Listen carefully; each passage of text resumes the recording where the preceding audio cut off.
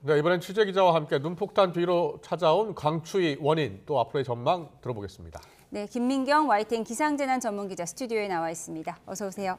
어서 오십시오. 네, 눈폭탄이 지나고 나니까 강추위가 찾아왔습니다. 오늘 아침 서울 기온 아침에 굉장히 춥던데요. 얼마나 떨어졌습니까? 네, 맞습니다. 오늘 아침 서울 기온이 예. 영하 3.4도로 가장 추운 아침이었습니다. 어제 아침보다 3도나 떨어졌습니다.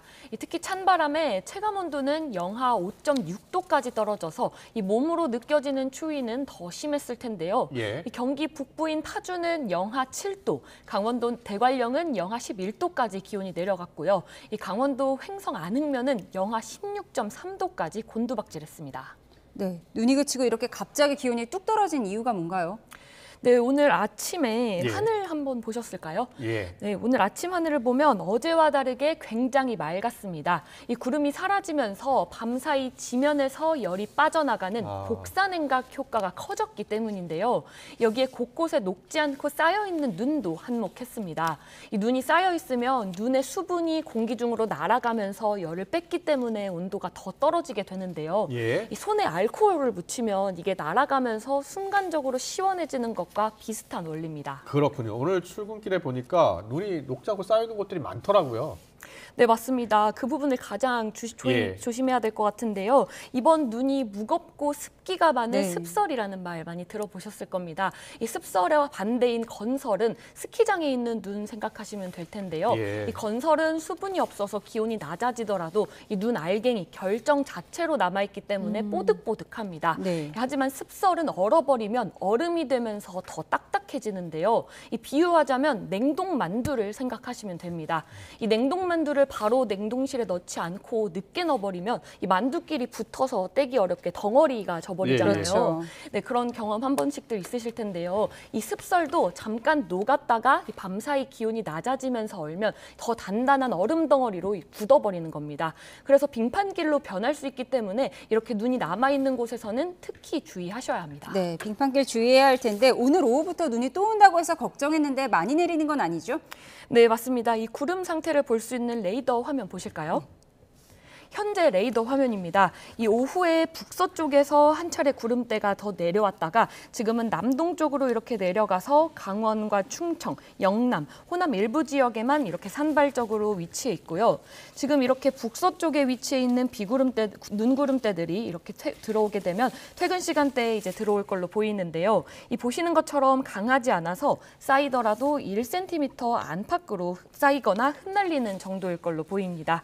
다만 이렇게 서해상에서 눈구름대들이 아직 남아있기 때문에 이 제주도와 호남 등 일부 지역은 오늘 밤이나 내일 아침까지 눈이 약하게 이어질 가능성이 있습니다. 제가 어제 새벽과 오늘 오후의 구름대를 비교하기 쉽게 나란히 준비했는데요. 예. 왼쪽이 어제 자정의 눈구름대의 모습이고요. 오른쪽이 초단기 예측에서 나온 오늘 오후 6시 눈구름대 예상 모습입니다. 확연히 차이가 나네요. 네, 어제 새벽에는 이 장마철에 볼 법한 이런 띠 모양의 비구름대도 보였었는데요. 이 그제와 어제는 찬 공기의 중심이 이렇게 우리나라 상층 한 가운데 있었다면 예. 지금은 이렇게 북동쪽으로 빠졌기 때문에 비구름대가 이렇게 확실히 약해지게 된 건데요. 지금은 이렇게 빠져나가면서 이 남아있는 기압골이 이렇게 약하게 지나면서 산발적으로 구름들이 위치해 있는 걸로 보시면 될 것 같습니다. 네. 지난 이틀 동안 정말 눈이 많이 내렸는데 이례적인 상황이었죠. 네, 맞습니다. 이번에는 이례적으로 이 대기 상층의 흐름이 막히면서 저기압이 정체했던 것과 이 높아진 해수 온도가 폭설을 부른 건데요. 이 서해에서 발달해온 눈구름에 더해서 내륙에서도 이 11월 하순임에도 불구하고 대기 중에 수증기가 워낙 많았던 것도 영향을 더했습니다. 이 온도가 높으면 대기 중에 수증기를 머금을 수 있는 이 물탱크의 용량이 커지게 되는데요. 보통 11월 말쯤에는 낙엽도 치고 대기도 점차 건조해지고 해야 되는데 이례적으로 이 고온 현상이 계속 이어졌다 보니까 온도가 계속 높아서 이 대기 중에 수증기가 많았던 겁니다. 하지만 앞으로는 한기가 점차 내려오면서 기온이 낮아지고 공기가 점점 식으면서 이 대기도 점차 건조해질 걸로 보입니다. 네, 뭐 앞으로 올겨울에 여러 차례 눈이 올 텐데 그럼 눈이 오더라도 이번처럼 큰 눈 걱정은 안 해도 될까요? 네, 이 찬 공기가 한 차례 지났다고 해도 이 바다는 열을 품을 수 있는 용량이 커서 서해 온도가 한 번에 식지는 않습니다. 이 당분간은 아니겠지만 이 첫눈부터 적설량 역대 1위 등 이런 역대급 기록을 경신했기 때문에 이번처럼 이런 대기 정체 같은 조건들이 맞물리게 되면 올겨울 언제라도 이번 같은 폭설이 쏟아질 수 있습니다. 이 겨울이 이제 시작하는 만큼 올겨울 내내 이 눈이 예보되면 긴장을 늦추지는 말아야 할 걸로 보입니다. 네, 잘 들었고요. 마지막으로 주말 날씨 짧게 전망해 주세요. 네, 이 제주도와 호남 일부 지역은 내일 오전까지도 이 지형적인 영향으로 눈과 비가 내리는 곳이 있을 걸로 보입니다. 네. 이 아침까지는 영하권 추위가 이어지다가 낮에는 기온이 조금 오르겠지만 이 예년 수준의 쌀쌀한 날씨가 이어지겠고요. 일요일은 전국적으로 눈비 걱정은 없겠습니다.